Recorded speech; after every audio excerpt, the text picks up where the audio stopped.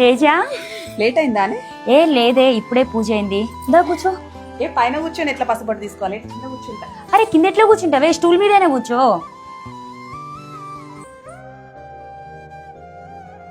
అదేంటే స్వాతి, నీకేం లేదని నాకు తెలుసు. నలుగురికి తెలియాలని చెప్పి ఇలాంటి చీర కట్టుకొని వచ్చినావా? పసు కొట్టుకు వచ్చేటప్పుడు కొంచెం మంచి చీర కట్టుకొని రావాలని తెలియదా నీకు? అదేంటే సిరి అలా అంటున్నావు? ఈసారి కూడా బానే ఉంది కదనే. సరే సర్లే, ఏదో ఒకట్లే, వచ్చి కూర్చో. ఆగు స్వాతి, సిరి లోపలికి వెళ్ళి స్టూల్ తీసుకురాపో. స్టూల్ ఎందుకు తేజ? స్వాతికి కింద కూర్చోడం అలవాటే. నువ్వు కూర్చో స్వాతి.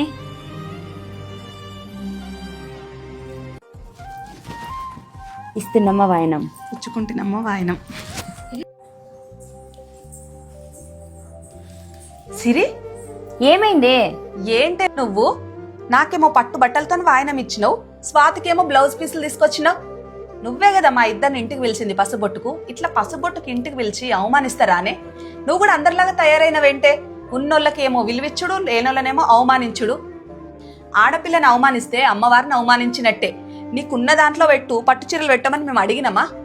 ఆకు వక్క పెట్టినా మంచిదే, లాస్ట్కి వస్తే నువ్వు పసుపు కుంకుమ ఇచ్చినా మంచిదే. అందరిని ఒకలాగా చూడాలి గాని ఒకరిని ఒకలాగా ఏంటే ఇది?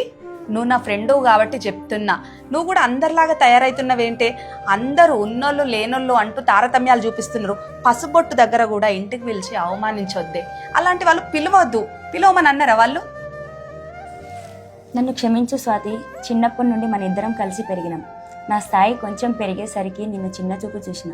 అయినా కానీ నువ్వు అవేం మనసులో పెట్టుకోకుండా నాతో ఎప్పట్లాగే నవ్వుతూ ఉన్నావు. నిన్ను అవమానిస్తే సాక్షాత్తు అమ్మవారిని అవమానించినట్టే. ఆగు స్వాతి, నీకోసం నేను పట్టుబట్టలు తీసుకొస్తాను. వద్దే సిరి, నేను నిన్ను క్షమించడం ఏంటే? నువ్వు నన్ను అర్థం చేసుకున్నావు, అంతే చాలే. చూసినావా సిరి, ఇంటికి వచ్చిన వాళ్ళని సంతోష పెట్టాలి కానీ అవమానించి బాధ పెట్టద్దు. నువ్వు ఎంతమందిని పిలిచినా సరే అందరిని ఒకటేలాగా చూడు.